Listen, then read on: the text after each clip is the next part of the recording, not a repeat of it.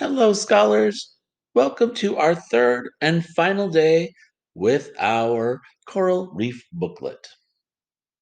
Today, we will review the elements of nonfiction texts one last time, and we will, in the assignment, work on comprehension questions where you will use your booklet to help find evidence of answers.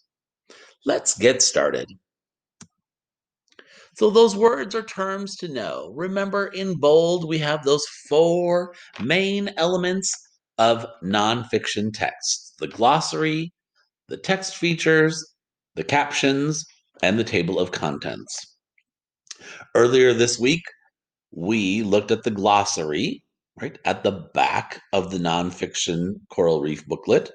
It's a list of words that defines unusual, hard, and or important words that are found in the text. Right? It's like a mini dictionary.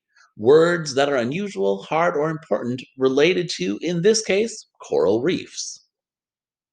We also, earlier this week, looked at text features, those inserts on a page that are with the main text of information. They can be photos, maps, definitions, charts, and those text features that are inserted often have captions on them. Captions are descriptions of those photographs or other text features, helping to explain what it is that's being shown in the photograph or in the text feature. The last one, the table of contents. The table of contents is a list of page numbers where specific information may be found in that text. A table of contents is at the beginning of a nonfiction text, and it breaks down the topic into smaller subtopics, bits of information. And readers can then use that to locate particular subtopics that they would like to read about or know more about. Let's take a quick look at the table of contents for our Coral Reef booklet. This is what it looks like. It is also on page 3 in your booklet if you'd like to take a look there. This tells us, scholars, the various subtopics of our main topic, coral reefs. If we, for example, picked up this book and wanted to immediately find out more about how we can protect the reefs, we can see in this table of contents, we could go right to page 14 and read about how to protect the reefs. If we want to know where coral reefs live, right, we could go right to that subtopic on page 8. So a table of contents helps us by listing page numbers where you can find specific information, specific subtopics of what it is you are trying to look at. Scholars, we have just 2 pages left in our Coral Reef booklet that I would like to share with you today, pages 14 and 15. As we learned in class last time, a good strategy is to look at the text features and captions first to get some background information, knowledge, and then you can bridge that to the text when you're reading it. So, page 14, I see a photo of a boat. The caption: This officer's job is to watch and protect coral reefs.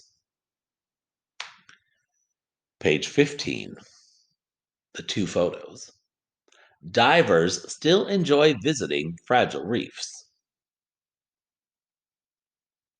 So, those 2 things tell me that we are definitely going to be hearing about protecting the reefs, right? How can you enjoy them safely?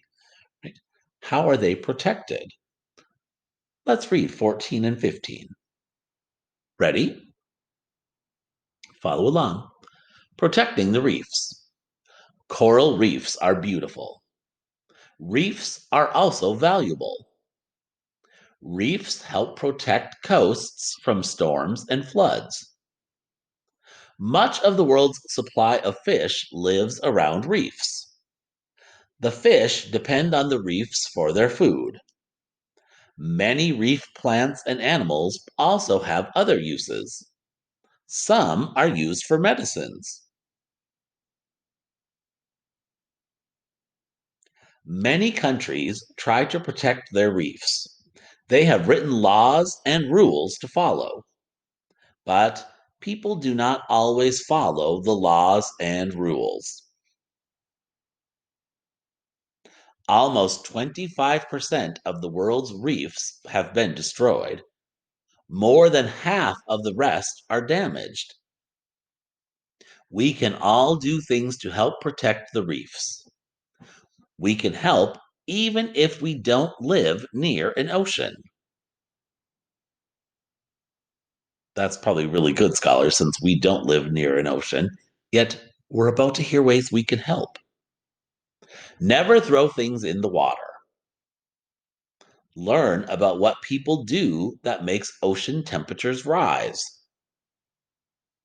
Learn what we do that makes bacteria grow. We can all help protect coral reefs. Then all the living things on coral reefs will continue to have homes and food. All right, scholars, so we learned quite a bit there about coral reefs. Your assignment for today is not in the packet. What you need to do is open the attached Google form, right? It's there attached to today's post. Answer those 10 questions. Use your booklet to help with evidence. It even tells you page numbers in the questions to help you with that evidence. Once you're finished answering the 10 questions, click the submit button at the bottom of the Google form below question number 10. That's what sends your answers to your teacher. Thanks for joining me this week, scholars, for our work with coral reefs. Tomorrow, a quick